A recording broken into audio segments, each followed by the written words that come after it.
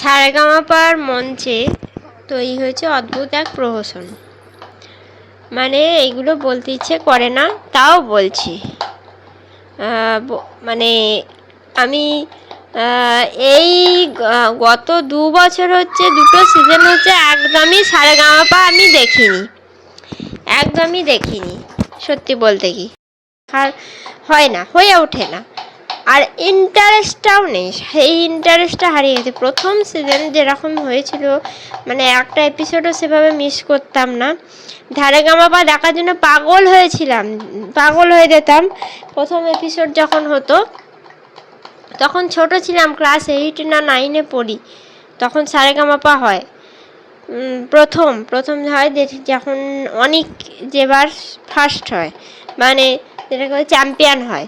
অনেক যে বছর চ্যাম্পিয়ন হয়, সে বছর আমরা সারেগামাপা আমি দেখেছিলাম।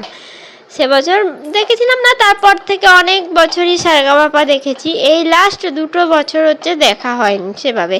তাও আগের বছরেরগুলো একটু একটু দেখেছিলাম, এবছর একদমই দেখিনি। কে পার্টিসিপেন্ট, কটা পার্টিসিপেন্ট হয়েছে, মানে একদম প্রথম থেকে শেষ পর্যন্ত একটু উঁকি মেরেও দেখা হয়নি। কিন্তু আমি তার জন্য বিচার করতে বসছি কেন, তা সেটা আমি বলি তোমাদেরকে। হ্যাঁ, এই যে ন্যাকামিগুলো হয় সারেগামাপার মঞ্চে, শিল্পীর শিল্পত্বটাকে কম ফুটিয়ে তোলা হয়, বাকি যে জিনিসগুলো সেগুলো বেশি করা হয়। গান যেন কম, মনে হয় যেন গানটা কম হচ্ছে আর বাজনাটা বাজছে বেশি, এরকম টাইপের। এমনই একটা সিচুয়েশান, মানে এমনই একটা পরিবেশ তৈরি হয়। হ্যাঁ, যাই হোক গে, তো এই জন্যে আর দেখা হয় না। কিন্তু কয়েকদিন ধরে মোবাইলে একটা বিষয় যে দেখতে পাচ্ছি, মানে রিলস নিয়ে একটা বাড়াবাড়ি হয়। তো মানে এখন যা হয় সেটা সারেগামাপা নিয়ে হচ্ছে। কদিন ধরে মোবাইলে রিলসে দেখা যাচ্ছে, শর্টসে দেখা যাচ্ছে কি না, একটি মেয়ে, যাই হোক নামটা আমার এই মতো মনে হচ্ছে না, অন্তরা মিত্র বলে একজন গায়িকা। তো তিনি সারেগামাপার বিচারকের আসনে বসে একটি পার্টিসিপেন্টকে যথেষ্টভাবে অপমান করছেন। মানে আমি জানি না অন্তরা মিত্র কত বড় গায়িকা, আমার অতটা জানা নেই। না ঠিক আছে, উনি বড় গায়িকা, খুবই বড় গায়িকা, কিন্তু একজন গায়িকাই বলেন আর একজন শিল্পী বলেন, তার ভরা একটা শোয়ের মাঝে, অতগুলো লোকের মাঝে একটি মেয়েকে অপমান করাটা উচিত হয়নি। হ্যাঁ, আমি অপমানই বলবো, তার কারণ উনি যেটা করেছেন সেটা অপমানই বলা হয়। ওই জায়গায় দাঁড়িয়ে, ওই মেয়েটির জায়গায় যদি উনি দাঁড়াতেন, তাহলে ওনারও এই একই অপমানটাই হতো। আর আমি বলি, বলি যিনি পার্টিসিপেন্ট হিসেবে তিনি গানটি গেয়েছেন, যথেষ্ট ন্যাকামি করেছে, প্রচুর ন্যাকামি করেছে। বাট উনি ন্যাকামি হয়তো করেছেন, কিন্তু বিচারক কী করে ন্যাকামিটা মানে আবার প্রত্যুত্তরে তাকে ন্যাকামি করেই একবারে বোঝাতে হবে কী করে তুমি ন্যাকামি করেছো। গেয়েছে মেয়েটি, হামকো তো লাগতা হ্যাঁ, এইসব এরম করে গেয়েছে বলে বিচারকও প্রত্যুত্তরে এরকম হামকো তো লাগতা, এসবের দরকার নেই রে। স্ট্রেটলি বলে দিল, এসবের দরকার নেই রে, সোজাভাবে করো। এটা বয় গান না, বয়ম্যান গান না, এটা ম্যান ওম্যান গান। এত কিছু তোমাকে বলতে হবে কি জন্যে? হ্যাঁ, মেয়েটা ন্যাকামো করেছে, মেয়েটি একটি ভুল করেছে, একজন পার্টিসিপেন্ট, তার মনের মধ্যে একটা টেনশন থাকে, সে তো শিখেই গাইছে, তাকে তো গ্রুমিং করা হয়েছে। যখন গ্রুমিং করা হয়েছিল, গ্রুমাররাও তো বলতে পারতো যে এরম করে গাস না, সোজাভাবে গা। যাই হোক বলেননি, এইভাবে গেয়েছে মেয়েটি, গানটি গেয়েছে। ঠিক আছে, আমি মানলাম মেয়েটি এইভাবে গানটা গেয়েছে। তো তুমি বলতে পারতে যে বাবু এরকম ঘুরিয়ে পেঁচিয়ে না গেয়ে তুই সোজাসুজিভাবে কর, সোজাসুজিভাবে কর, সাধারণভাবে কর। এত হামকো তো লাগতা হে এরম না করে হাম করে গাইতে পারছিস বাবু, সোজাসুজিভাবে গা। হামকো তো লাগতা হে নেই, সোজা করে করো, সোজাসুজিভাবে করো। ও কিচ্ছু হবে না, তুমি সোজাসুজিভাবে গানটা করো, খুব সুন্দর লাগবে। তা না বলে মেয়েটিকে ভেঙিয়ে সবার সামনে অপমানজনক কথা বললে। কি করে বলতে পারে এরকম মানুষ?